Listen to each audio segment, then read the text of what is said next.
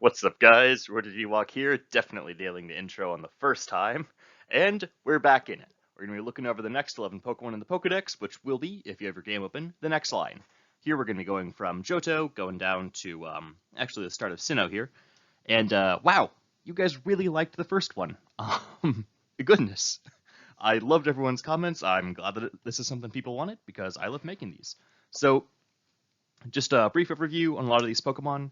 Something I'm going to be talking about a lot, and that you'll see because there's a lot more defensive Pokemon featured here, is that a lot of Pokemon in the Smogon Pokedex, if you look at them, they'll have HP numbers, HP EVs, that aren't quite 252 even on defensive Pokemon. That's because you want defensive Pokemon's HP total to be divisible by 16 if you're running leftovers to maximize your leftovers recovery. However, in PokeMMO, because our battles take place at level 50 as opposed to level 100, those numbers that they use won't work. You'll be sacrificing bulk, and you still won't be hitting like a perfect recovery number. The only reason you sacrifice HP is, of course, to invest more in defense and special defense. But unless I've specifically wrote it on these, the Pokemon that you're using doesn't get a good number from reducing their HP. Like Skarmory has to drop like 80 EVs or something to get to a multiple of 16. At that point, it's just not worth it. Okay, with that aside, let's just hop into it. So let's look at Skarmory, number one. Yeah, Skarmory is an absolute monster. Steel and Flying gives it resistance to lots of important physical attacks. Its ability Sturdy means it can't be one-shot, which means you're always getting off one layer of hazards. There's no multi-hit move that really one-shots Skarmory, and unless maybe Fighting Gem, Minshao, Fake Out into Crit, I don't think so. Yes, Skarmory is getting off one layer no matter what. Its usage is at 18%. It's one of the most common tanks, I think just slightly behind Ferrothorn. It's right up there at number 6 or something. But yeah, it's an incredibly powerful defensive tank. Skarmory has functionally the highest defense on a Pokemon that matters. So the natures you're going to run to maximize on that are going to be Impish, because Skarmory does sometimes use its physical attack. You can run Careful and run a more specially defensive Skarmory, because even with no physical investment, Skarmory still walls the vast majority of physical attackers. Jolly is an option because Skarmory has a pretty decent speed. Investing in speed will let you surprise Pokemon, specifically Breloom, where Skarmory then is able to outspeed and just kill it with Brave Bird, as long as a couple other physical attackers and like physical fighting types that you can surprise and take out with Brave Bird, which does a bit of damage. Okay, that's definitely more niche than the first two, though. Now let's look at the items here. Skarmory has a lot of very good items. Leftovers is good, just to continually switch in and sponge hits. Leftovers will additionally let you heal back up to your Sturdy after switching into Stealth Rocks. There's not a good number to do that, though, so it will probably take like 3 turns of recovery to get to that point. Well, what's that? You take 12%, so you take an eighth. Yeah. So basically, you take an eighth of your health from rocks, and you heal a 16th with leftovers. However, because what's the best way to word this? Because your health is going to be at a point where you can subtract an 8 from your health. It's like 8 plus a remainder. Basically, you need 3 turns of leftovers. That's what I'm trying to say here. Which is not the only reason, but a lot of the reason why I use Rocky Helmet and why leftovers isn't super necessary on Skarmory like most other defensive Pokemon. Rocky Helmet means you do a whole lot of damage to Pokemon that touch you. It lets you really punish U-turners.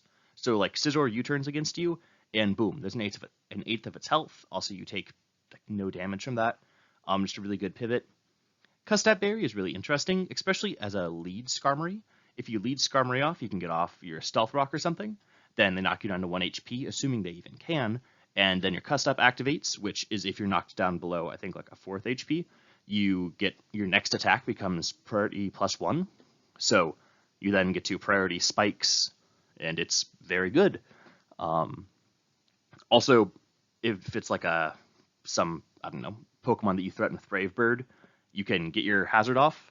So in situations like maybe Magnezone or something U-turns against you, you get your hazard off, they switch into something that doesn't want to take a Brave Bird, because Custap Berry won't tell them it's going to activate until it is activating. So the turn that they knock you down to your Sturdy, they won't know you have Custap, because Volt Switch wouldn't trigger Helmet. So if you don't heal, they can assume your Helmet. Yes, so Custap then lets you Brave Bird. Another important interaction here is that Brave Bird has recoil.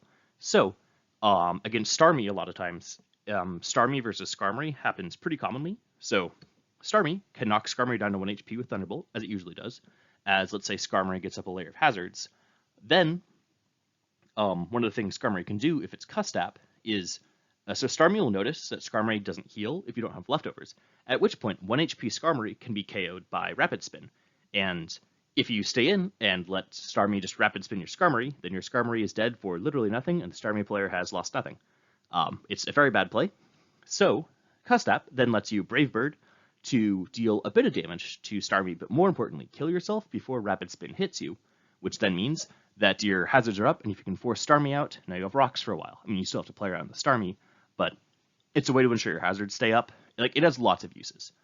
Cool, let's cover Shed Shell. Shed Shell is here just because Skarmory is so important on a lot of teams that lots of physical attacking teams just rely on having Magnezone get rid of Skarmory. For one thing, Sand, which I love. Sand can't function against Skarmory. Yes, Excadrill's Rock Slide is neutral against Skarmory, but it's not gonna, like, you need to flinch Skarmory like 4 times in a row. If you're max defense, it's ridiculous. So they need Magnezone to get rid of this thing. So Shed Shell into a ground type is very good because not only do you, not die, but you actually then get a priority to set up. So ground types with good setup moves, we're talking Garchomp is the first one that comes to mind because they could use Hidden Power Fire. So using Excadrill as your sponge is risky, but Garchomp has fantastic synergy with Skarmory and Ferrothorn, in that you Shed Shell to juke a Pokemon that thinks they have you trapped, and then suddenly your opponent has to not only waste a turn switching in Magnezone as you go for Stealth Rocks, but now you have Garchomp up, they can then go for a substitute as they're forced to switch out. Lots of momentum. Okay, now that that's out of the way, let's look at the moves Skarmory can run. Its move pool is very limited, but the choices are hard because all the moves are incredibly good. So, Roost, heals half your HP, great move. Spikes. The reason why I have Spikes listed on this set, because this is the set that I'm currently running, Roost, Spikes, Whirlwind, Brave Bird. Spikes are here because so many Pokemon get Stealth Rock, but Skarmory is one of the few good Pokemon that get Spikes, and has lots of chances to set it up because it's so bulky. So, I chose Spikes here, just to try to wear down my opponents with that. Now, if you're looking to use Skarmory as just kind of like a one-and-done thing with, who would run that? Maybe Shed Shell. Like, if your team is a lot more offensive, let's say, and you want Skarmory to block something once and roll it out, then maybe you run Stealth Rock. But on a bulkier team where you're planning to use Skarmory multiple times and you have another good Stealth Rock setter, then Spikes is a good option. Whirlwind is there so people can't sit up on you. Something to be aware of, Taunt Gyarados can sit up on you, and it's a problem. So Brave Bird is some sort of countermeasure to that, but you probably just want to be aware of setup users that can use Taunt. Okay, so other great moves. Stealth Rock can be switched in for Spikes, or you can run both of them. It's kind of hard to get that many turns because usually people have something that hurts Skarmory. It's very weak to special attacking electric types, which there are quite a few of. Taunt is great because Skarmory has some decent speed. If you put some speed on Skarmory, Taunt lets you not only shut down opposing Skarmory, but lets him stop Ferrothorn from doing anything, and then would let you potentially taunt something that's looking to taunt you. It could let you beat Taunt Mandibuzz, but that of course depends who's faster. It stops Mandibuzz from getting rid of your rocks. You would need to invest into speed to do that. Counter is an okay move. The thing is, Counter does damage double to the damage that you took. So because Skarmory's defense is so high, it doesn't usually take that much damage. You can usually kill something with Counter, but a lot of times just spamming Roost as they kill themselves in your helmet works even better. Tailwind is an interesting support move for Skarmory, because it allows you to boost the rest of your team up.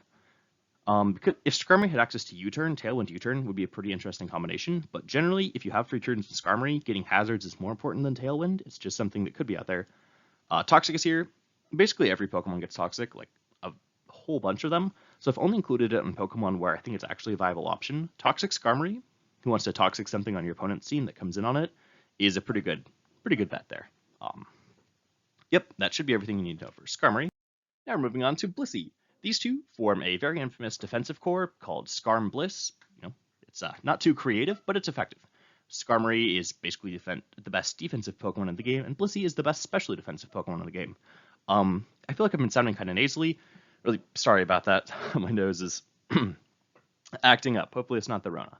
Okay, so with pure normal typing, Blissey has very few weaknesses, basically just fighting. The problem is that lots of powerful physical fighting types exist. So Blissey is afraid of them and very little else. Special attackers do nothing to Blissey, even Volcarona, probably the premier specially offensive threat of the tier, just absolutely walled by Blissey, assuming Blissey runs Toxic Flamethrower. We'll get into the move coverage later, but technically Substitute Volcarona does beat a Blissey that doesn't run Flamethrower or Seismic Toss. And if you're running Seismic Toss, you need Toxic. Basically, you need Toxic Seismic Toss or like Flamethrower. Like you need some combination of offensive moves, as most Volcarona don't run Substitute, but it is a counter to Blissey that just runs Toxic. Okay, now that that's out of the way, let's look at Blissey's moves. So Blissey actually has two viable abilities.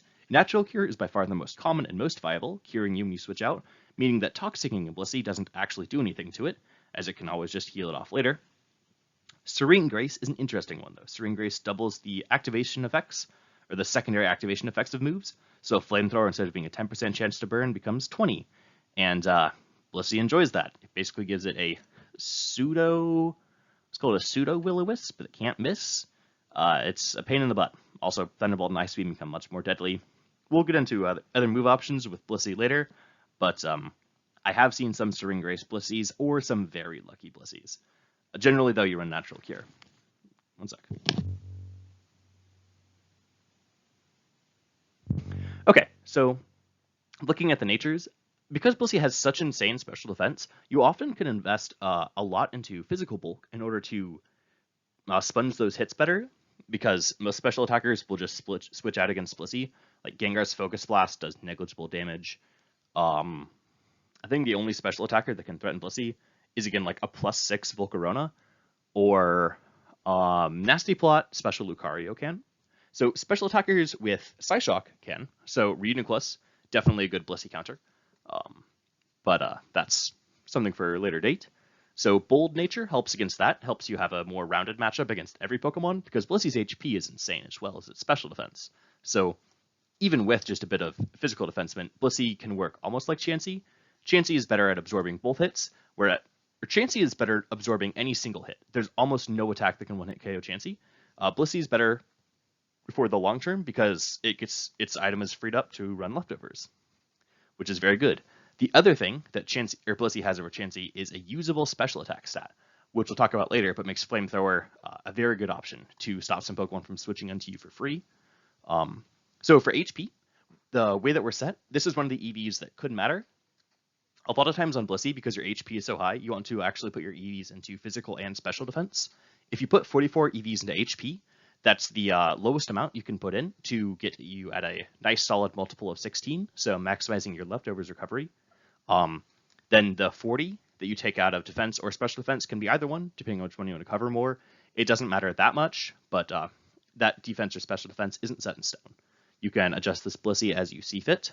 Okay, so looking at the moves, every Blissey should run Soft Boiled. The only alternative is a Wish Protect set, but you need to run a healing move. And then the other options are kind of up to you. Blissey's move pool is surprisingly diverse for how common most Blisseys end up turning out. So Toxic is a great move for Blissey, as it can just Toxic you and then spam Soft Boiled. This is how you beat special attackers like Kingdra, because Kingdra can never really hurt a Blissey. Note, Kingdra can never hurt a full health Blissey. If Blissey is at like 50 or 60% health, Kingdra can it can't switch into Kingdra because you will kill it in 2 surfs. So assuming you're in rain, specs, surf, max, special attack, yada yada. But yes, Blissey is fantastic against any one special attacker. Sometimes it can be worn down by teams built around special offense. Flamethrower is here over Seismic Toss. So if you notice on Chansey, you'd always run Seismic Toss. No reason to run Flamethrower, it does no damage. Blissey, on the other hand, can definitely threaten the most common Pokemon in OU, and one of its very common switch-ins being Scizor.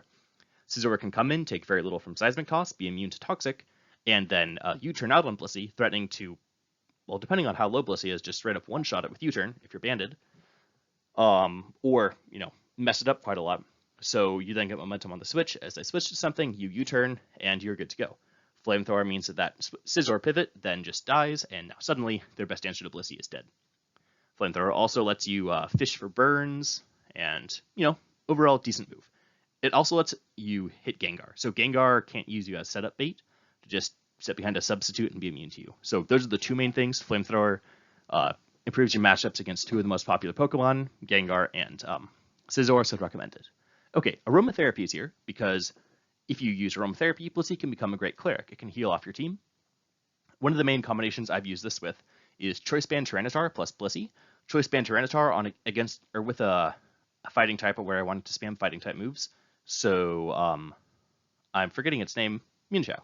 So Minxiao really appreciates Ghost being gone. And one of the main ghosts that got in my way was Cofagrigus.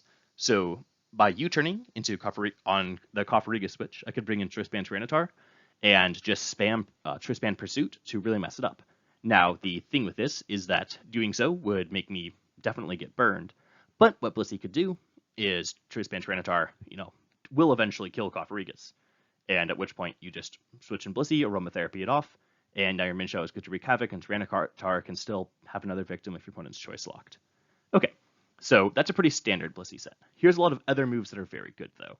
Stealth Rock is fantastic because Blissey is big enough that a lot of times you switch it in on a special attacker, and then your opponent has to switch to something else. So a fantastic neutral move there is just getting up Stealth Rock while you wait. Definitely not a bad option, but you do have to give up one of these moves, and giving up any one of them is, quite problematic. You can't give up Soft Boiled. But losing Toxic now means that you don't beat Volcarona. Losing Flamethrower now means that your back's being walled by lots of common threats. Losing Aromatherapy means you can no longer Cleric. Most likely, Aromatherapy is what you drop for Stealth Rock, but, again, based on your team. Wish or Wish and Protect in conjunction is a pretty good set on Blissey. It lets you help out your team even more. I also really like this in combination with Banded Tyranitar because it gets low killing something, then you just Wish and switch, or Wish and Protect. Wish and Protect is better on Blissey than Chansey, I feel, because Blissey has the ability to get that leftover recovery and really just heal off so much health with Protect. Thunder Wave is a great move as it lets you cripple Pokemon that want to switch into Blissey and set up, like Gyarados. That's why setting up Gyarados on Blissey without either substituting or taunting first is always risky. Rain Dance is here just as, technically running Blissey on a Rain team, it can surprise set up Rain and give you that late game Kingdra sweep that your opponent isn't expecting. So now we hit the moves that most people don't see coming on Blissey, but aren't unheard of. So with a 13% usage on Blissey, I'd say maybe 3, probably less than 3% of Blisseys are running these, but it is a pretty potent set. So Blissey, as I said, has notable special attack and the ability to wall and set up on any special attacker that's out there. So Calm Mind can allow you to boost your special defense to be just absolutely ludicrous, and boost your special attack to be quite usable. Blissey gets great coverage in Flamethrower, Ice Beam, and Thunderbolt. Generally, you would run Thunderbolt, Ice Beam, as it gives you perfect coverage. Then you'd run Calm Mind and Soft Boiled or something. Or if you just want to run Thunder, Ice, Toxic, Soft Boiled, Blissey can run, some not terrible special attacking sets. I once saw someone running Charge Beam over Thunderbolt, especially to counter Skarmory as a switch into Blissey, because Skarmory is a very common answer to Blissey. Sadly, that was my answer, and I did not like how that game turned out. So Seismic Toss is a good option as opposed to Flamethrower that just, does flat damage. Very good. Psych Up is here a little bit as a meme, and also just because I thought it'd be hilarious. So some people will attempt to fight Blissey by just spamming Quiver Dance on Volcarona. Volcarona never wins that, don't try it. But some people will. Or sometimes, if you just need that Blissey to, you're fine with Volcarona dying, but you need Blissey to be hurt at the end of the exchange, which sometimes you're in that game state, then it can be worth it. But what you could do is run Psych Up, so when that happens, once the Volcarona is up +3 or +4, you Psych Up, which copies your opponent's stat changes, and suddenly you have an incredibly fast, a specially invincible, or special defense invincible Blissey with very high special attack. You proceed to then easily beat the Volcarona and wreak havoc on their team. If anyone does it, please send me the video. I will love you forever, but one of the least viable moves there. Okay, so now let's look at Tyranitar, one of my absolute favorites. Tyranitar has kind of fallen out of favor in that Dugtrio exists and absolutely counters Tyranitar in every way, but still, Tyranitar is up there, 14% usage, and let's get into why. So, Rock and Dark, fantastic typing, unless you run into a fighting type.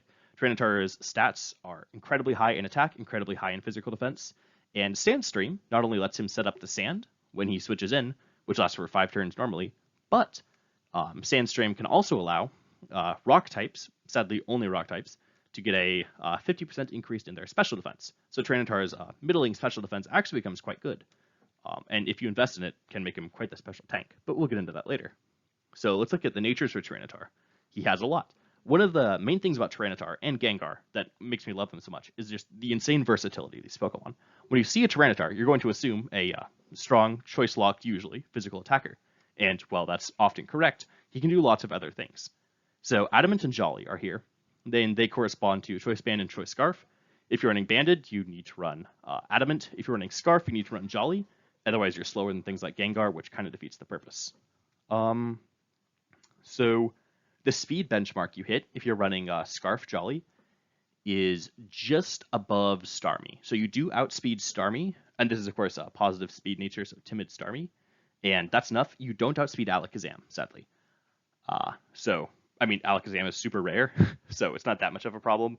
And generally, with Tyranitar, you run Excadrill, but something to be aware of. Anything Starmie or slower, you will outspeed. Careful and Sassy are here, because some Tyranitar sets, you would want to run mix attacking, and so you'd actually want to... These are to increase your special defense. You could run the corresponding physical defense increasing nature, but this is to run Tyranitar to emphasize his bulky stats. So Careful decreases your special attack. So if you're just looking to run physical moves, Sassy, however, takes advantage of Tyranitar's special or incredibly good special move pool to catch something off guard with a Fire Blast or a Ice Beam, specifically Ferrothorn and Gliscor, who are two very common switch-ins to Tyranitar. Although, I do think Gliscor disrupted of OU. It's still fairly common, though. An Ice Beam is just good coverage in general. Okay, so now looking at the moves, Choice Band and Choice Scarf are two very common ones. I absolutely adore Choice Scarf Tyranitar, but Bandage is great as well. I have two Tyranitars, one to run each. Choppleberry is very good, as it makes those physical attacks that people think would kill you suddenly not kill you and allows Tyranitar to get up rocks in something's face, or maybe survive Gengar's Focus Blast and then kill it with Pursuit. Lots of different options. Now let's get into the actual moveset. So this is the standard moveset I'd recommend running on either Banded or Scarf Tyranitar. So Stone Edge, you can run Rock Slide if you're afraid of missing, but the extra power from Stone Edge is really important, especially against bulkier flying types. And this allows you to do things like kill a Gyarados or a Salamence through Intimidate. So if you're Scarfed, you kill something with Stone Edge, they can switch in one of those Pokemon, you still outspeed because you're Scarf, and you kill them with Stone Edge, even with -1 attack. Tyranitar's insane. Crunch, well, Superpower is good, just so you have something to hit Ferrothorn. And Chansey and Blissey, it hits them harder. Now, it's good. I don't think you kill Chansey in one hit, so if Chansey is switching into it, it'll die. But if you're in against Chansey and you're both full health, I would recommend using Stone Edge or Crunch, probably Crunch in that scenario, because you can fish for defense drops. Because if they just spam Recover or Soft Build as your Superpower will lower your attack and defense, and then it will beat you in that matchup. Okay. Then Crunch and Pursuit. The reason you run double Dark type coverage is because sometimes it lets you play mind games. So with Scarf Tyranitar specifically, Gengar, a well-built Gengar, just meaning that you have a 31 defense IV and a 31 HP IV, will be able to survive a Scarf Pursuit with max attack. Well, max attack Jolly. So if they think you're going to Pursuit, they can stay in, live the Pursuit, and then attempt to kill you back with Focus Blast. So Crunch is there, so you can switch back and forth. Crunch is also there to let you hit Pokemon like Reuniclus or Cofagrigus much harder, as Scarf really doesn't threaten them that much with Pursuit. And it's good to have both. Another good option, as we're going to get into that now, on the Scarf set, would be running Ice Punch. Ice Punch lets you hit those Salamances, and well, really, Gliscor was such a huge problem for the Sand team. The prevalence of Rain has really chased Gliscor away, but assuming Dugtrio is banned and Sand comes back, Gliscor will as well, and it's just a naturally good Pokemon. The reason I'm mentioning him so much is he's such a atrocious matchup for Sand, that running Ice moves on random Pokemon is probably the best way to deal with him. Hidden Power Ice Minchao, Ice Punch Tyranitar, Ice Fang Hippowdon, although Ice Fang Hippowdon isn't a great option. Okay, sorry, getting a little sidetracked there. Some other great options that Tyranitar can run are going to be Ice Beam or Earthquake. Ice Beam is here, because especially when you're wanting to deal with something like, let's say, wow, his name is, right over my head, Garchomp.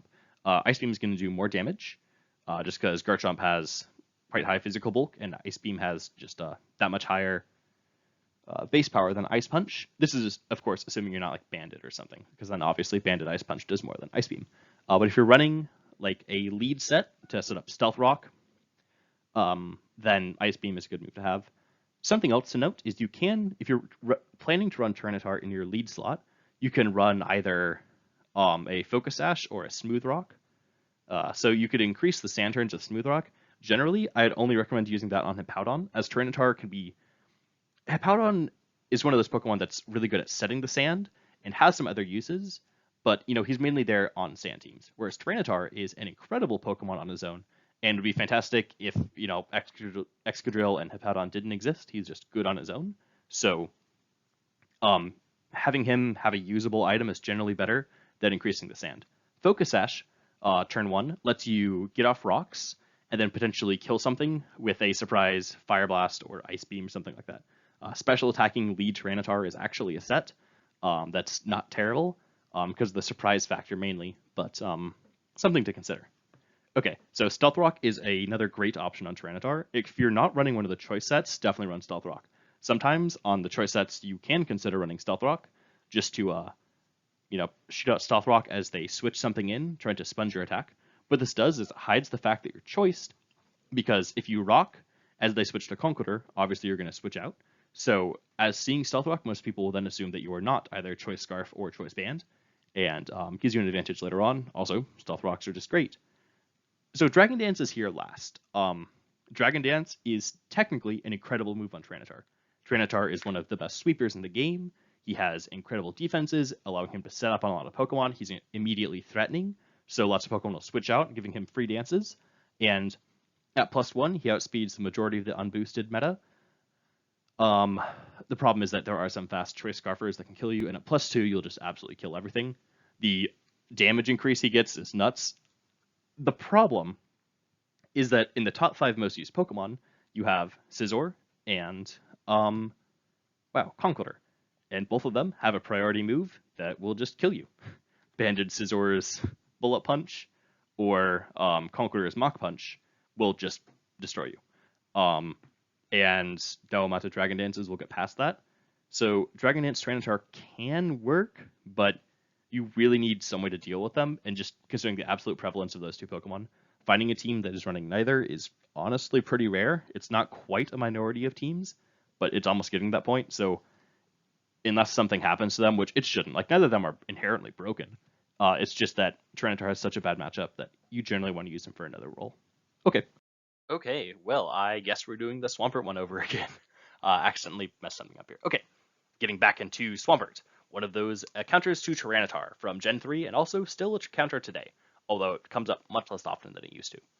With Torrent being a virtually useless ability, Swampert's here to work as a physically defensive, although slightly physically offensive, Gastrodon, is a way to look at it. Because they're both very good water-ground tanks, we're going to be comparing them back and forth quite a bit, while also just looking at Swampert in and of itself. So 5.3% usage, not a whole lot of people are using Swampert, but a surprising amount of teams are weak to it. Sand teams don't have a great matchup into Swampert, because Excadrill can never one-hit KO Swampert, even after a Swords Dance, really, and it can always threaten to kill you back. So it's one of those walls that immediately threatens to kill you if you stay in. So pretty scary. Relax and Impish are the natures you'll use to give yourself physical bulk while getting rid of either your speed with Relaxed, or with Impish, getting rid of your special attack. Now, Scald is such an important move, I really wouldn't recommend Impish, but if for some reason you prefer Waterfall, because it does hit Pokemon like Gengar a lot harder, you're welcome to do that, in which case, no reason to give up your speed. Adamant is here because Choice Band is actually a pretty legitimate set on Swampert, and Choice Band is the best way to abuse that. Or Adamant is the best way to abuse Choice Band, sorry. I've been doing this for a little bit at this point. Okay, so looking at the items, Leftovers is fantastic because you're a bulky Pokemon. Why not run Leftovers? There's... Leftovers is never bad, and on Swampert, definitely not. Lets you sponge a lot of hits, better than people would think. Or not, but it lets you just sponge hits over time, it lets you heal off entry hazards, and a lot of Pokemon... I've had Swamperts heal up from 70% to full with this, as I'm doing something else, not actively hitting them. So like it really adds up. It puts pressure on you to deal with the Swampert because Swampert has no other forms of healing, unlike a lot of other defensive Pokemon. So giving up leftovers can really hurt, unless you're going to run like Rest or something. But, you know, giving up leftovers can be worth it, especially for Rocky Helmet. So Rocky Helmet is great because you have and usually invest into physical defense. You're able to check a lot of physical attackers and make them kill themselves by touching you. This stops you from being set up bait for something like a Scizor, especially if you're Waterfall. Whereas otherwise they could just set up on you and threaten to beat you down with a Bug Bite or something. Doing so will usually kill them back if you're running Helmet. So with the EVs, I recommend this set right here if you're running for the defensive set. There's no use messing around with lowering a couple HP EVs. You won't be able to get into a range where you get maximum leftovers recovery without losing just so much HP. It's not worth it. So stick with max HP investment, just 252. If you're running Rocky Helmet, it matters even less.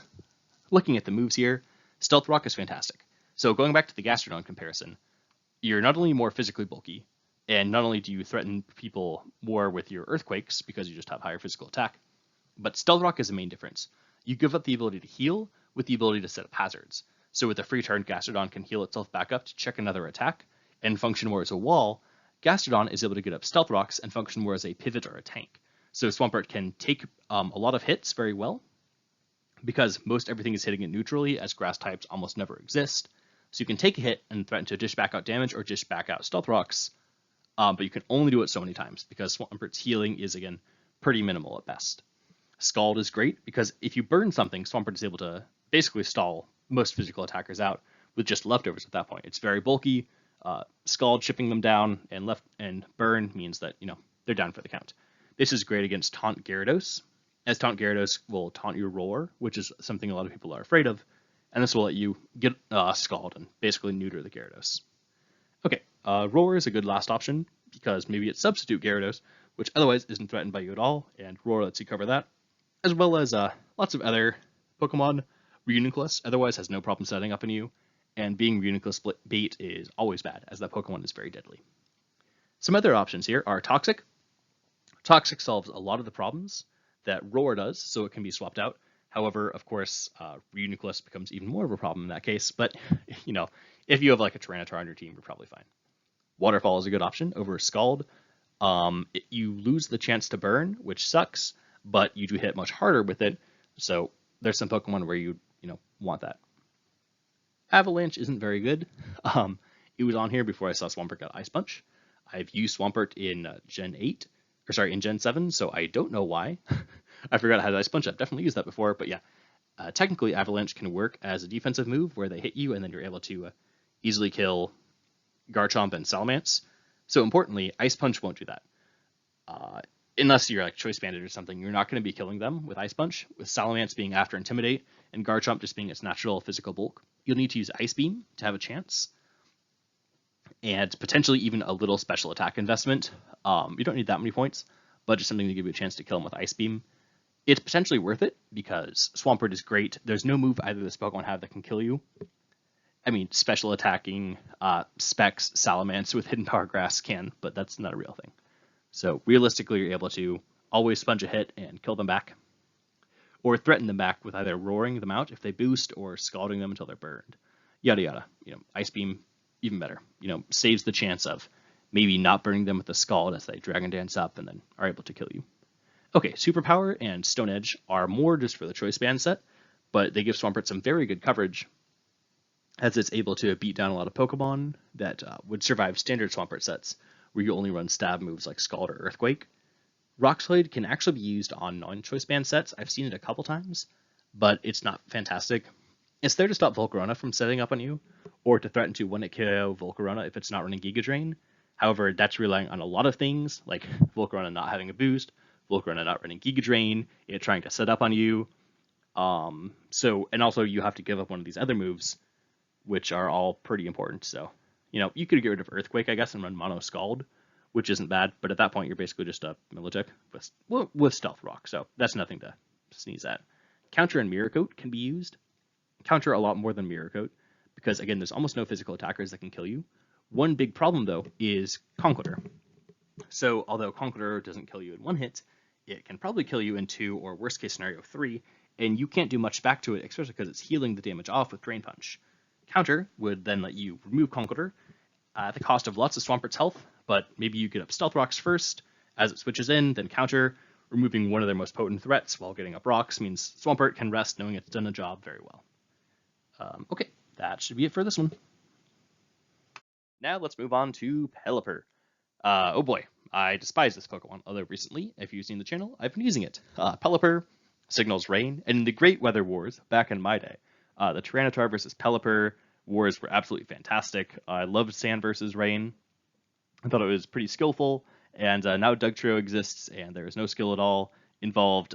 Rain wins, 12 out of 13 times. Okay, that being said, let's look at Pelipper, the arch-nemesis of my baby Tyranitar. With the ability Drizzle, he brings down the rain, and at the usage, 16.2%, that is 99.9% all on rain teams. You don't use Pelipper on its own, because it is not very good on its own. It does have pretty decent physical bulk, which is nothing to sneer at, right? Pelipper, is it base 100? It can take a bit of hits, and its typing is very good. Just beware of like a Conkeldurr's Thunder Punch if you're trying to use it as a physical wall against Conkeldurr. Generally, Conk will run Stone Edge over Thunder Punch, and you can actually take those pretty well and threaten back with maybe a Hurricane in the rain. But just, something to be aware of. Conk can run Thunder Punch, so physical Pelipper needs to watch out for that. But against a lot of standard Conks, you're fine. So the nature then for a physical Pelipper would be Bold, so increase your physical defense. Conkeldurr has a fantastic special move pool, both of which are boosted by Drizzle. So you're generally running special attacks, even on like the most defensive Pelipper set. So you want to reduce your physical attack with Bold. Some other options is you can run Modest actually, and run a pretty decent Specs or Scarf set, and potentially even Timid with Specs. I'm currently running a specially defensive Pelipper, but I don't love it. I think physical defense is better, as it just lets you wall some more important Pokemon that Pelipper needs to be able to get in the way of. Okay, looking at the items, Damp Rock is my item of choice because, again, Pelipper is a big dumb bird that exists to set up the rain. Well, if it's just setting up the rain, might as well let it set up the rain even better to have it last 8 turns. This will catch some people off guard if they're not like me and aren't lazy, so they actually count rain turns in non-ranked games. It's a very good thing to keep track of. You should count the turns of rain in the sand. It'll be 4 turns since the Pokemon switched in, because the turn it sets it up, the weather, is counted as turn 1. However, that could be 8. So 7 turns after, if they're holding a Damp Rock. Which, expect Damp Rock from Pelipper, don't expect Smooth Stun from Tyranitar, basically. Of course, if you see another item, then you'll know. But yes, Specs is pretty good, because it makes Pelipper's pretty middling stats become very good offensively, because you have either Hydro Pump, Specs boosted water moves in the rain, or you can throw out Specs Hurricanes, which take a lot of people by surprise and can just kill a lot of Pokemon, actually. Especially because you'll survive a hit from Volcarona, hit it back with Specs Hydro Pump in the rain, and probably just kill it. It's pretty nuts. Okay, so moving on to the EVs. This is for a defensive Pelipper. At some point in time, I had a good reason why Pelipper had this speed on it. This is not that point in time, and I honestly can't tell you. So look into your own Pelipper set, but this might be a good spread. Wow, that is not the quality content you guys came for. But yes, Pelipper mainly exists to be defensive. A lot of times you'll put a lot of stats into defense. I think this is the Breloom. I think this is the outspeed, max speed Breloom, or one of the Breloom versions. But don't quote me on that. Look it up yourself. But I believe that's what it's for. Okay. Wow. It's been like a day or two since I made these, and I've slept. But not enough. Now for the moves on Pelipper, if you're not running offensive, this is a pretty standard move set. It's again what I use on mine. Generally, the recommended sets, if I use the Pokemon, are what I'm currently using on them. So Scald, very good. In the rain, even with no special attack investment, Pelipper hits pretty hard with this, especially against Hippowdon, something you can bring Pelipper in against with impunity. Hippowdon has nothing that threatens Pelipper. Specs, HP Electric, Hippowdon. A has never existed, but B also probably does very little. Okay, U-Turn is fantastic. This is the one thing Pelipper has over other rain setters, or other, no, there are no other good rain setters. over just other weather setters in general is it has the ability to U-turn out. Pelipper basically knows that it's useless trash that exists to buff up Kingdra, so it can U-turn out to that Pokemon with a slow U-turn, meaning that Kingdra gets in safe. Whereas with Tyranitar, there's no safe way into Excadrill, and a lot of times I was just letting something die to then bring in Excadrill and try to sweep. U-turn is fantastic. Pelipper has the bulk to pull it off. So to its credit, it has that. It has Roost to continually switch in and heal up, because it does really get hurt by Stealth Rocks. And importantly, this goes for any hazard setter, or any weather setter. If you die to hazards when you switch in, so let's say you have a 23% health Pelipper, you switch into Stealth Rocks and you die, you won't set up the rain. You have to survive switching in to set up your hazard. So Pelipper only has to worry about rocks, not spikes, but does take a quarter of its health from rocks, so something to be aware of there. Defog is great to remove said rocks, but relying on Pelipper as your defogger, as I found out, is pretty risky, because of course, once it's lost a bit of its health, it can no longer do that. Pelipper is great at surviving one hit, so switching in, getting up the rain, then U-turning out, but a lot of times doing that will put you under that threshold where you can then come in on rocks, or won't have enough HP to get a defog off in front of an opposing Pokemon.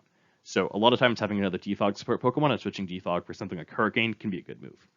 Okay, so your other options on Pelipper are very limited. You can run Hydro Pump over Scald, although I'd only recommend that on a Specs or a Scarf set. And Tailwind is good, so that Pelipper can serve as support for other Pokemon on your team. It can surprise people because Pelipper can then set up and maybe let, I don't know, a surprise Excadrill or Garchomp come in, and with the speed, they can really overtake a lot of things. And while still, of course, basically it makes it more ambiguous what you're going into. Whereas normally you just had to prepare for the Kingdra to be fast. Now any Pokemon on the team could be fast. Just something that, be aware of it. Because Pelipper's move pool is so limited, there's actually a decent chance of running Tailwind, as opposed to most of the other Pokemon I've mentioned, where it would be incredibly rare to see Tailwind. That's most all of Pelipper there. And now we're going to get into Kingdra. If you noticed, I passed over Kingdra and Johto, whereas everything else has been in order. I felt it was best to put Kingdra here, because a lot of the rain Pokemon fell into this region of the Pokedex, so I thought I'd cover them together. Kingdra is, in my opinion, and in usage stats, everyone's opinion, the majority of people's opinion, the best Swift Swim abuser. So Swift Swim, of course, doubles your speed in rain, making Kingdra faster than, depending on your speed investment, which we'll talk about later, everything faster than faster than everything besides a Scarfed Starmie. So Scarf base 110s like Gengar and below, you outspeed all of them with a 228 speed investment.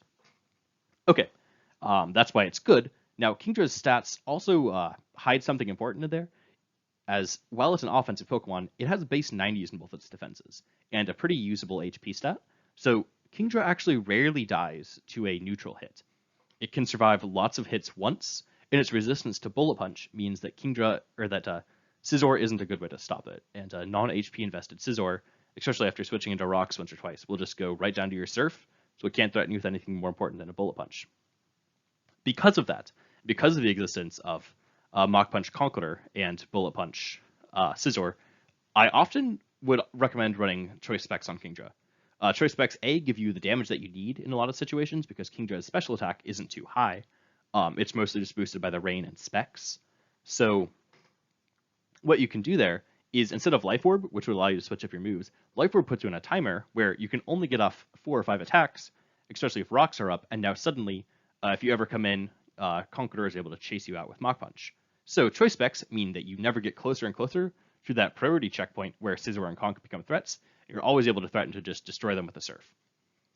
Because of that, Choice Specs is recommended. Life Orb can be used if you don't trust your prediction skills, and it has some use in other sets, as Kingdra does have the same physical as special attack, so you don't have to run modest specs.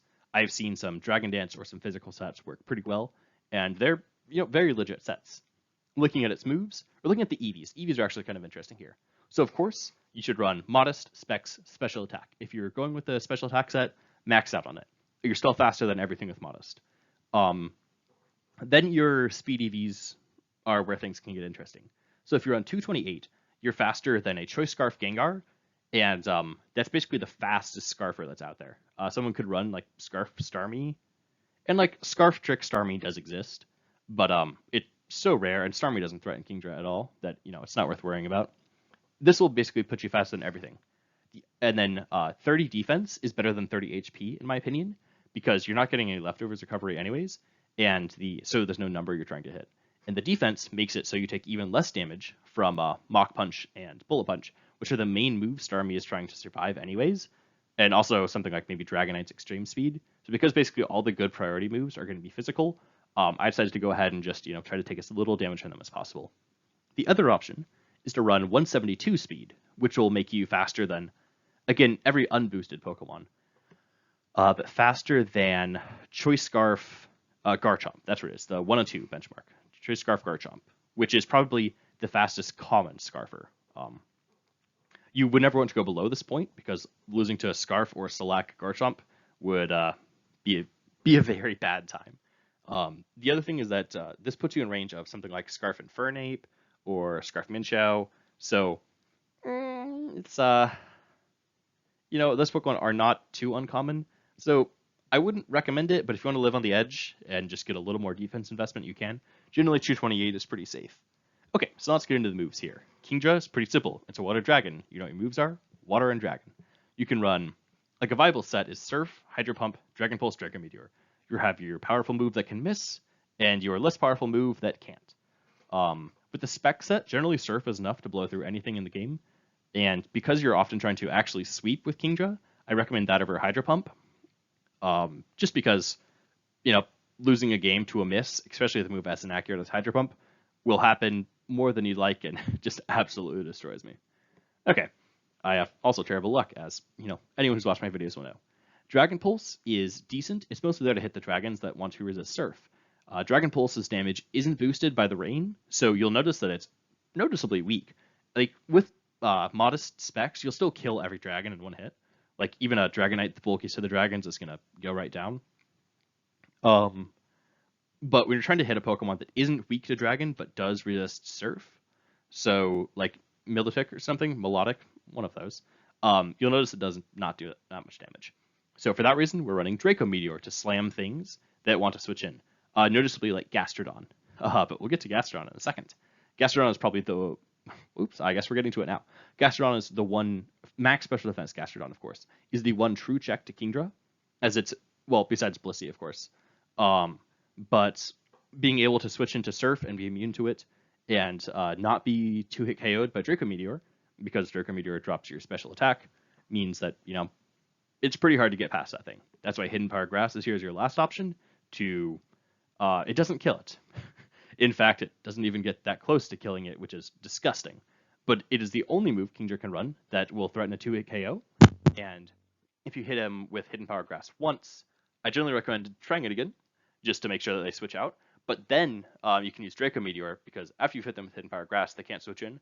I would really caution using Surf, because healing back up that gas... Well, it doesn't heal, because it's not water absorb. But still, if you lock yourself into Surf as it switches in, it then has a turn to recover it off, and now it's onto your gimmick of Hidden Power Grass. Hidden Power Grass is not very commonly run at all.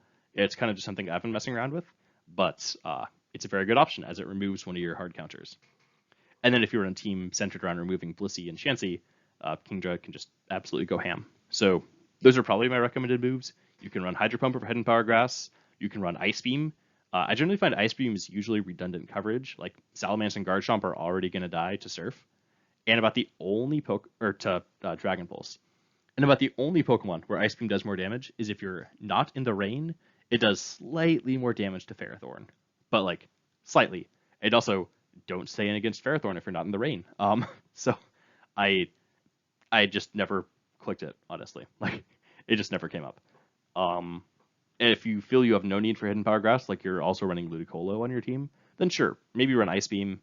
It does have its uses, because sometimes you want a move that can hit both dragons and just some flying Pokemon, but that's all that.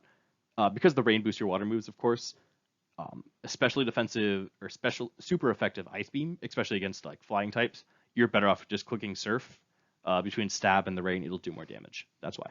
Okay, so now let's look at the other moves. The other moves here are going to focus on Kingdra's two boosting sets. You can run Dragon Dance, because Kingdra's attack is also pretty decent, and you can just then swap out Surf for Waterfall. You can swap out the two Dragon moves for Outrage, because sadly that is about the only physical Dragon move that you've got. And what other moves can you run? Honestly, mostly those. But that is still enough. It's very good coverage, and it beats through a lot of things, especially a lot of people switch their Blissey in, expecting that to be their Kingdra answer. Suddenly, Kingdra's physically offensive, and something's going to have to die. Focus Energy is a really interesting move on Kingdra, because Kingdra, you can give up Swift Swim. Well, actually, I don't know if you can, but even with Swift Swim, you can run Focus Energy, and instead of a Choice Specs, you can run, I believe you can run the crit item. One of the crit items is banned, but the other one isn't. I think it's Scope Lens. The point of that is that with the way crits work in this generation, if you have +2 crit, so the item and focus, well, +3 crit, because Focus Energy gives +2 functionally, all you need to know is that you'll crit every single time, and critting every time means that you can spam Draco Meteor without having to worry about the special attack decrease, because that no longer applies. What this does is it gives you a Kingdra that can beat Gastrodon, because you basically deal the exact same damage. Choice Specs gives you +50%, and a crit gives you +50%. So you give up specs in order to guarantee the crit every turn, and while you're not as immediately powerful, you're still pretty immediately powerful. Specs aren't necessary to pick up a lot of kills. You're not locked into a move, and lots of times you'll have the opportunity to set up Focus Energy. So Focus Energy can be run physically or especially offensive. I think it's the second most popular set, or not, well, I don't know if it's popular, but the second most viable set in my opinion. Pretty good, as suddenly access to spamming Draco Meteor is pretty good. You do still have to worry about misses, and you can't get rid of that. Rain Dance is here because Kingdra can set up its own rain. Generally, you won't see it here, but maybe if we get a ban on running Drizzle plus Swift Swim, Rain Dance Kingdra can be a thing again. Now let's look at Ludicolo, who is also a Swift Swim user, but look at those usage stats. Yeah, not nearly as good. Well, that's not true. Not nearly as universal, let's say. So with Water and Grass, you do get some very, very important benefits.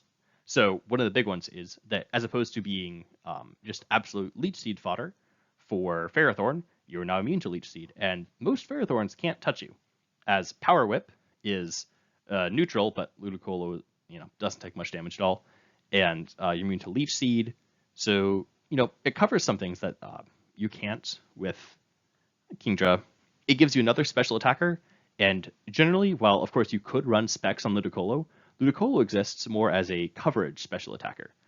So Modest or Timid, Ludicolo is pretty slow, so in order to achieve the same speed as Kingdra, you would need to run Timid. Although lots of times, Modest is still faster than everything. Like, again, you're still outspeeding anything that's not like a Choice Scarf, base 100 or more, which is pretty rare on most teams. So a lot of times, and Ludicolo does need the power. Ludicolo also has higher special defense, but you're not really wanting to use him as a wall because you often run Life Orb. So, that's just the basic Ludicolo versus Kingdra. Ludicolo gives you the ability to hit a lot more different types of Pokemon, but is slower, less bulky, and generally a little less threatening just because the access to Dragon moves is pretty good. Okay, when you do look at Ludicolo, though, its coverage is amazing. You have Stab, Giga Drain, and in this case, I generally recommend Hydro Pump because you want the extra power coming from a Life Orb. Then you have Ice Beam and Focus Blast. Focus Blast is important here because Ferrothorn no longer walls you, whereas Kingdra can sometimes power through a low health Ferrothorn. Like Ferrothorn can't switch in if it's below like 50%. Ludicolo can sit on Ferrothorn, ignore its Leech Seeds, especially if it's a Rocky Helmet variant, just blast it with some Focus Blast and let it die. A great option, and honestly, Ludicolo does see some usage, and I've seen some people, even someone in the Discord, who showed me a rain team that didn't use Kingdra. He just preferred running Kabutops and Ludicolo, and I think it's a very valid strategy. I love Kingdra, but just the ability to hit basically every Pokemon and not be choice locked is important. The way you should look at the difference is Kingdra can break through a lot of resists, whereas Ludicolo doesn't try to break through you with a resisted attack. It has a special effective attack for you because it has everything. So other moves, though, is that Ludicolo doesn't have to be offensive. You can also run Leech Seed and heal up in the rain. It's not bad. You're still fast, so you threaten out a lot of offensive Pokemon, but defensive Pokemon, then you can Leech Seed up on, and you would run like Leftovers on that set. So you still hit, well, I'm going to be honest. Life Orb, Ludicolo, you don't hit that hard, but you're still fast. So you're able to pick off weakened Pokemon while setting up on, many others. Scald is good on a weaker set, where if you're trying to be defensive, getting burns is great. It still does pretty good damage in the rain. Synthesis to give you a healing move, although notably, rain will reduce the synthesis heal that you get. So just be aware of that. Surf can be used over Hydro Pump, of course, if you're worried about accuracy, which, I usually am. And Rain Dance, again, it can set up its own rain. Cool. Now let's get into Breloom, a grass type I like much more than Ludicolo. So, Breloom, what does it do? Breloom's main use is that as a fighting grass type, with a base 130, I believe 130 or 135 physical attack, it hits very hard. And with Poison Heal, when it's poisoned or toxic, they're treated the same in this case. You heal for basically double leftovers, so an eighth of your health every turn. That's very good, as it means you can actually spam substitutes. Every other turn you can make a substitute and it's healed right off, which is magnifique. Ha! I like Breloom a lot. I've used him in a bit of videos. Breloom is fantastic at smashing stall teams because he's immune to their toxics. And after you're toxic, which you toxic yourself, you can no longer be burned. You can switch into Scald from defensive water types, resist it, and there's no burn chance. You can just sit on Chansey and Blissey. What are they going to do? It's very good at beating them. Anything slower than Breloom has to worry about getting spored, so you have lots of setup opportunities. It's fantastic against slower teams or choice-locked offensive teams. It's great against Tyranitar. Tyranitar has no move that can really hurt it. But yeah, it's something to be aware of, definitely. At 7.5% usage, it's not the most common, but you can get a lot of good plays with it. Jolly and Adamant is something you can go back and forth on, as Breloom can either maximize its speed. Max speed Breloom lets you outspeed a couple things. So the notable ones are Adamant Gyarados. You're faster than max speed Adamant Gyarados. You speed tie with max speed Jolly Cloyster, which you usually don't risk, but like if you're in a scenario where you have to risk it, the option is now there. And your opponent might not expect it, so they might try to shell smash on you. All sorts of things. Adamant gives you a bit more power. Generally, Adamant, you'd run a slower set. Other thing with Jolly. You speed tie Skarmory. Well, you speed tie max speed Skarmory. Generally, Skarmory doesn't run max speed, but they might run a little investment enough to outspeed like Adamant or something. So being able to not get one shot by Brave Bird, very good. Being 4 times weak to it's not great. It would let you outrun Mandibuzz as well if you're max speed. So you don't threaten Mandibuzz because it's immune to Spore, something I found out the hard way. Honestly, outrunning Mandibuzz rarely matters. But, you do it, just so you know. You can substitute to see if they don't have Brave Bird. Regardless, those are your main sets. If you are running the fast offensive set, just max out your speed, max out your attack. Another pretty interesting set this thing can run is you would run still maxed out attack, but you put a lot of well, honestly, you could put it like max HP and max either defense or special defense, or, a mixture of both, and run bulk up, so maybe special defense, to then allow him to boost his attack and defense that way. And he's not bulky, but he's not terribly frail. And after a couple boosts, and with defensive investment, Breloom can take a lot of hits because he has great resistances. 2 of the main sweepers, being either Excadrill or Kingdra, he's resistant to both of their stab moves. So that's very good. And he can really put the hurt on him, especially healing so much every turn. So Breloom's signature move, and I mean this quite literally, is Spore. This is the move that Breloom and his line first got. It's been spit around a bit since then, but it's incredible. 100% sleep chance move. So this lets you set up on basically everything. As if your opponent is choice locked into a move that doesn't kill you, or has any slower Pokemon in, something is going to sleep. A lot of times, Ferrothorn is about the only commonly used grass type, with Ludicolo also in there. So Focus Punching on a switch to Ferrothorn then leaves them with a dead Ferrothorn, and still having to worry about who's going to take the Spore. So Sleep Clause is something I'm going to mention now. Hopefully you're all aware, but you can only sleep one Pokemon on your opponent's team. That means that you can only force one of them to be asleep. So if your opponent chooses to rest with one of their Pokemon, you can still sleep something else. It's the game and the rules are in such a way that like the game will know you're still okay to do that. Yeah, so that's one of the main Breloom gimmicks. Substitute is great because you heal an eighth of your health every turn. So using a fourth of it on a substitute is a-okay as far as Breloom is concerned. Seed Bomb and Focus Punch are a great offensive coverage move.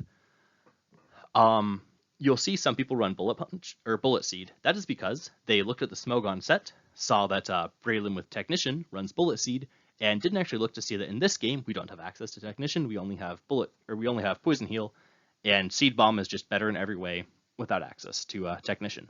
So always run Seed Bomb, unless you're like crazy worried about a half health Scarf Cloister or a half health Sash. Like if you really need to break sashes, maybe Bullet Seed, but also just like prioritize getting up hazards because Bullet Seed is super weak. Yeah, Focus Punch can be switched out for Drain Punch if you want to be able to hit Ferrothorn. Because one thing is that while you wall Ferrothorn pretty well, if it has a move that hits you, you can never Focus Punch it, especially if it has a move that breaks your substitute. So generally they won't stick around to find out. And you want to try to Focus Punch as it switches in, expecting your Spore or Substitute is the main one. Substitute is so good on Breloom. If you Substitute as they switch to something, now you're behind a sub, and you can Spore it, you can Focus Punch it, you can Seed Bomb. There's so many moves. Breloom basically always gets you a kill, which is great, especially against defensive Pokemon, where he can get you a kill and then come in to get another. Mach Punch is interesting. So Technician, this Pokemon can basically have Scizor level power with its Mach Punch, but we don't have that yet. Mach Punch is still decent, as you have priority from a Pokemon that generally doesn't run it, so that'll surprise a lot of people. But it's just not as good. I wouldn't recommend it on the main set. Drain Punch is there. It gives you a bit of healing, which Breloom honestly doesn't need. Generally, it's good against most defensive Pokemon with just the natural healing that it has. But, as I said, there for Ferrothorn. Bullet Seed is there. You will expect thrown into Bullet Seed, but if someone is running Bullet Seed, they're probably not totally sure what Breloom should actually be used for. Stone Edge is here because it is very good coverage.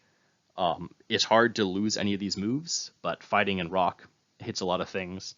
Leech Seed is here because Breloom can get absolutely insane healing running the two of them, and is another way to break through defensive Pokemon, specifically Cofagrigus, which normally is very hard to beat down with Seed Bomb. Swords Dance is here. Again, giving up one of these moves for Swords Dance is very hard, but it's nutty damage. Generally, I wouldn't recommend it, just because you don't have Swords Dance Mach Punch. Well, you don't have Technician boosted Swords Dance Mach Punch, but it's a set. Bulk Up is here, is probably more viable. Bulk Up Breloom can get very bulky very fast. It can give itself lots of opportunities to set up with Spore, and it has just basically improved leftovers that make it immune to your opponent's taunt. Or not your opponent's taunt, your opponent's toxic. So, pretty good at just tearing apart teams. But still probably not as good as this set here. Just the immediate power Focus Punch is nuts. Now let's move on to, I'm going to get it out of the way. I'm going to call it Milotic. That's what I called it growing up. If it triggers you, I'm sorry. I've heard people call it Melodic, and that sounds prettier, but we're just going to stick with this for now. So, why use Milotic? Well, 15.8% of people think that a great reason to use Milotic is it's a fantastic bulky water. As opposed to lots of water types we've covered before, that like Water Ground is pretty common, or Water something. Milotic only has weaknesses to Electric and Grass. Grass is super uncommon, so basically just Electric.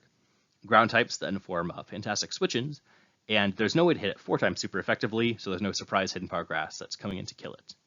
Okay, another reason on top of all that is it has fantastic special defense, pretty good HP, and with its ability Marvel Scale, if it's affected by a status condition, usually burned, then it has doubled physical defense, making it a fantastic physical and special wall. Very Chansey-esque here, where you give up your item to get great physical and special bulk. It has one-turn healing, just like Chansey. Sadly, it gets burned every turn, or you do take burn damage, so reverse leftovers there, but you're able to heal it off, and you can sponge so many hits. Bold and Calm are here, because you're going to be wanting to run Scald on more or less every set, and yeah, you can either maximize your physical or special defense. A lot of times, you can still run a leftover specially defensive Milotic, and you can switch it into maybe your opponent's.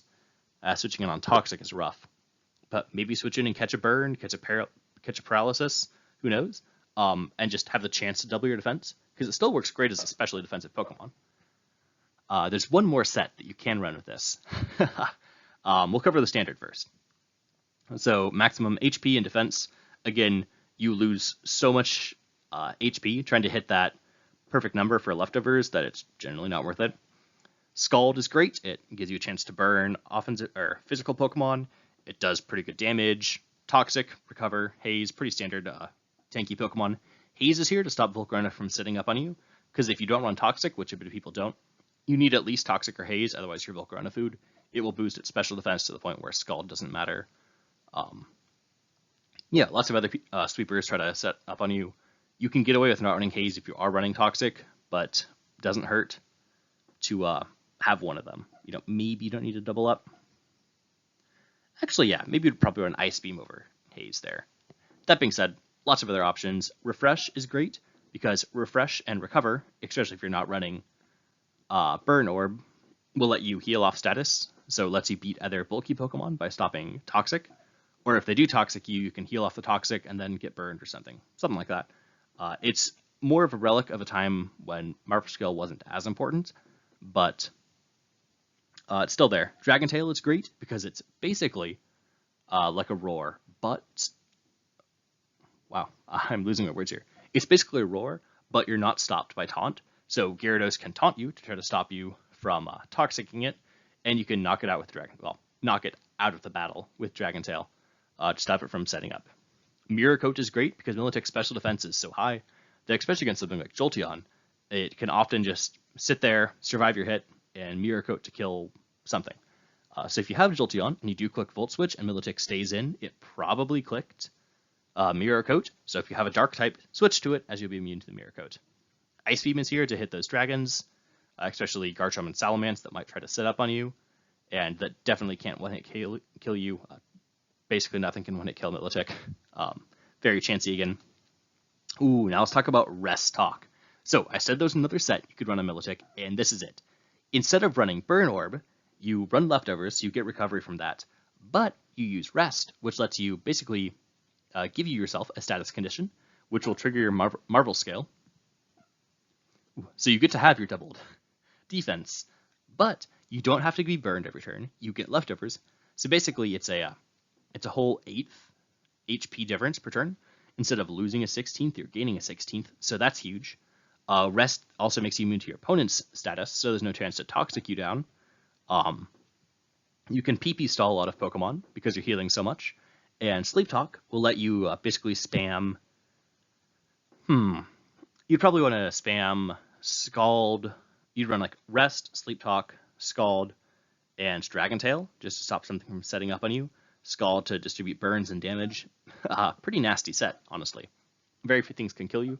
You could run Rest without Sleep Talk and run just some other moves there. It's I'm pretty interested in it. But if someone tries it, let me know how it worked for you. Okay, Salamence. I love Salamence. Then Garchomp came out, and Salamence lost a lot of its usage, but it's still pretty good, and we'll explain why you would maybe use it over Garchomp. So Flying gives you some important immunities there, starting off. Ground type attacks are icky, and having a resistance to fighting type attacks is very useful. Intimidate basically furthers your resistance against fighting type attacks, and makes Salamence technically a great answer to Conkeldurr. However, Conkeldurrs are running Ice Punch a whole lot now, so switching into that, Intimidate will not save you. Let's put it that way. At 9% usage, it's still fairly common, and looking at why, the main reason is this first nature here, Naive. So Naive Life Orb lets you run what's called Mixments, or Mixed Salamence. Mixments lets you hit both sides of the spectrum very hard, both physically and specially. The reason to use Salamence over Garchomp here is that Garchomp's special attack is garbage. Salamence actually has very good physical and special attack here. With higher physical attack than Garchomp and higher special, you just lose a little bit of speed and physical bulk. Intimidate lets you pretend to have that higher physical bulk, though. And you do have a little bit higher special bulk, I believe.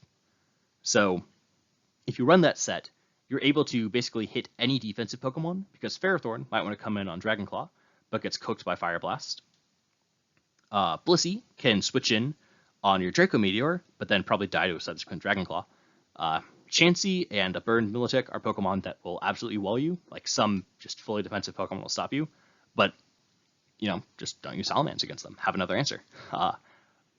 Both of those Pokemon and Porygon 2, who would do that, would all be pretty weak to Conkeldurr, so Conkeldurr would be a good partner for Mixments.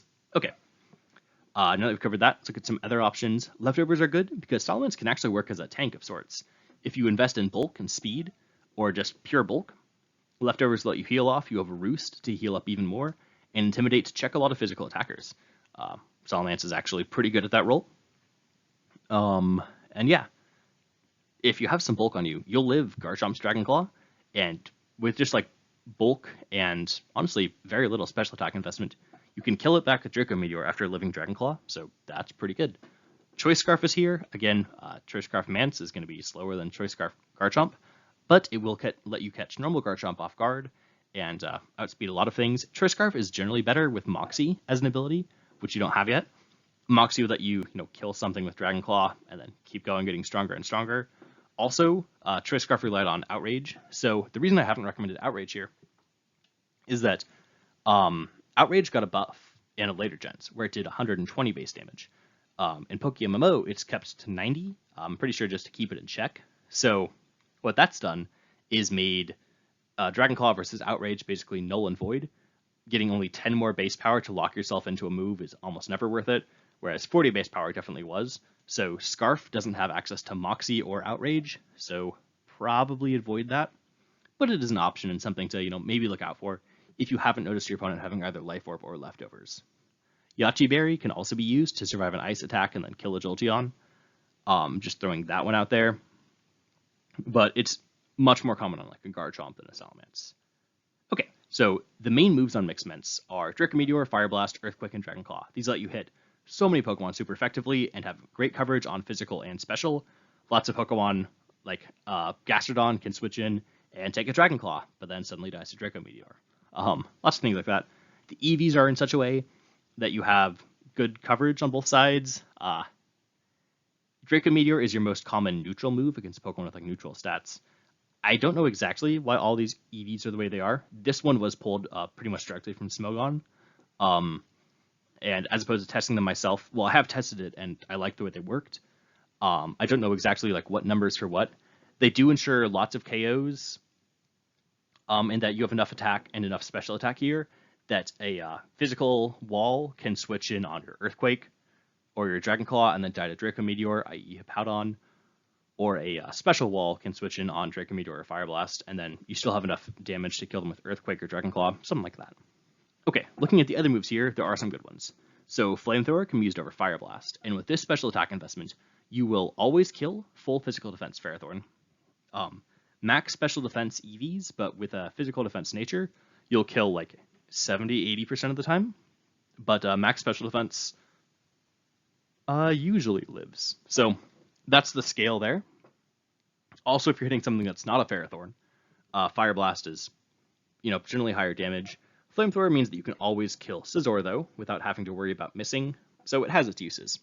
Aqua Tail is interesting. It gives you a pretty decent physical water move. It's generally, a holdover from the Choice Scarf set, but, not a bad move. No one really expects a water type attack coming out of Salamence. Dragon Dance is here because Salamence was one of the premier Dragon Dance sweepers. Dragon Dancing and still being slower than Garchomp is a little sad, but it is very good, and not many people expect it anymore, so it still definitely has uses. Fly is here because you could run White Herb plus Fly to give you an attack that just surprise kill Conkeldurr that people won't see coming. Probably don't do it, but you could. Iron Defense is here because if you're running a Tinky Salamence, you can really invest in it with Roost and Iron Defense and get super bulky, super fast, and die to a special attack. But, it's there. Roost is actually a pretty relevant move in that you can slot Roost onto this mixed set, maybe giving up Earthquake because it's definitely one of the least useful moves.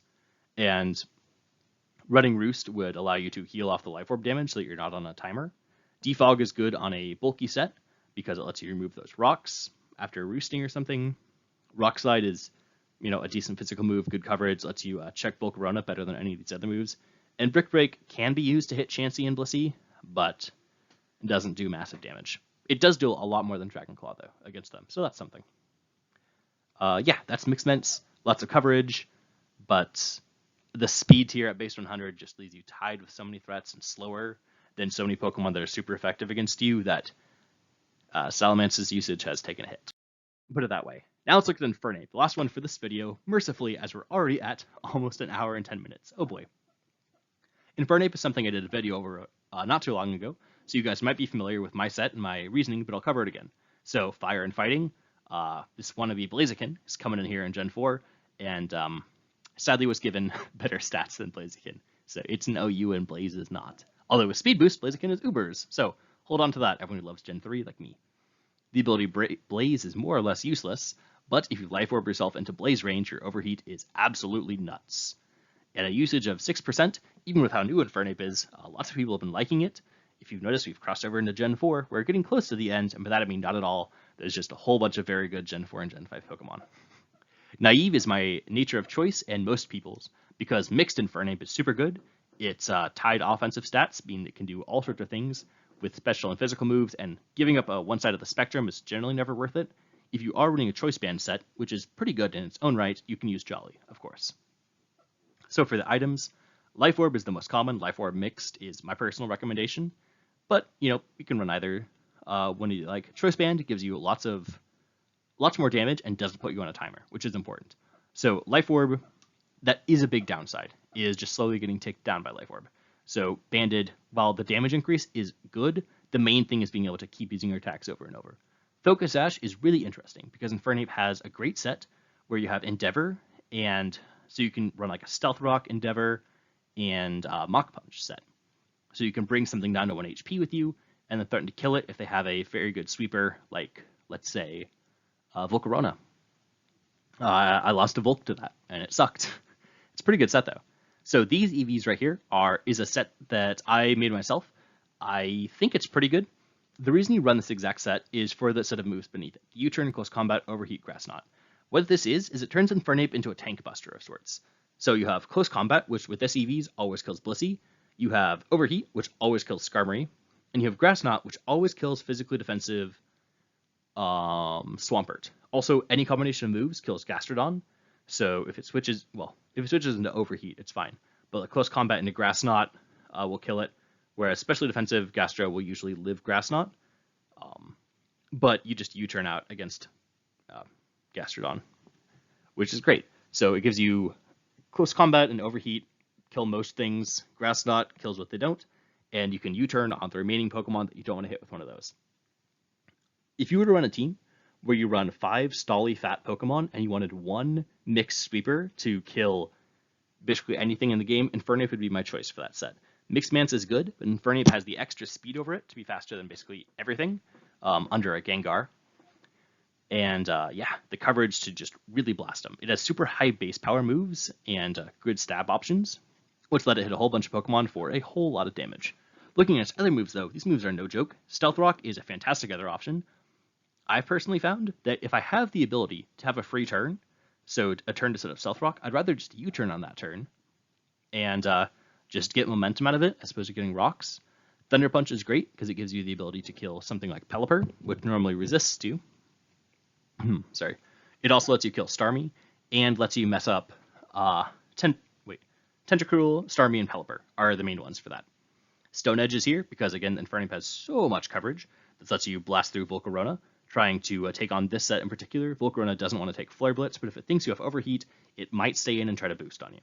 Mach Punch is very good because it's priority. The damage isn't too high, as Infernape doesn't have very good offensive stats. Like, it has good, but they're not fantastic. I think it's like base 110. So your Mach Punch isn't doing too much. It's just the fact that it has priority is good. Fake Out is nice because, it's Fake Out. Hidden Power Ice is something.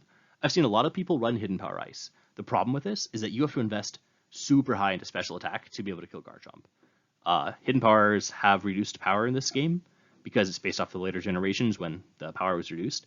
So if you look up a Gen 5 Infernape set, they'll probably recommend Hidden Power Ice, and they'll recommend it with a set of EVs that won't kill Garchomp. So just know that you need to invest super heavily into special attack, like even more than this, to kill Garchomp with Hidden Power Ice, I believe, or to always kill it. So it's a good option, but just be aware of what you have to do to be able to get that kill.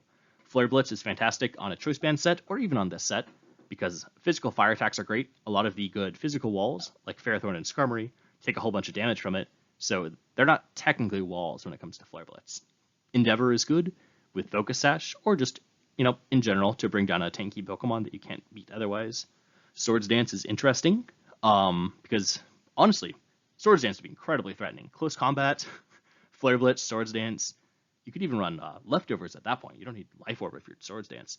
And you can, maybe that's the ideal Pokemon to bust through. Like just one Pokemon to cleave on its own. Full physical attack, Swords Dance, Infernape, that'll do the job. Nasty Plot is here because it can work on the special side as well. If you're running Nasty Plot, you'd run like Overheat, Focus Blast, and Vacuum Wave, which gives you pretty good special priority. Vacuum Wave is only worth it if you're running Nasty Plot, though. Well,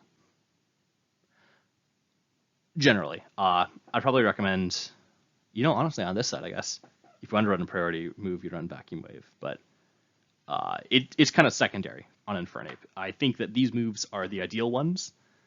Stealth Rock is a viable option. If you want to change the Infernape set, you're welcome to it. The Endeavor set is very good. The Choice Band set is very good. But this right here gives you just incredible coverage. And with that, I will be signing off. Leave you guys with this. I've got 2 days off work. Maybe I can get the next 11 out by the end of that. I hope I can. But if not, I'll see you guys in a couple days with the last 2. I think we've got 2 more of these. And then we're done with the Pokedex.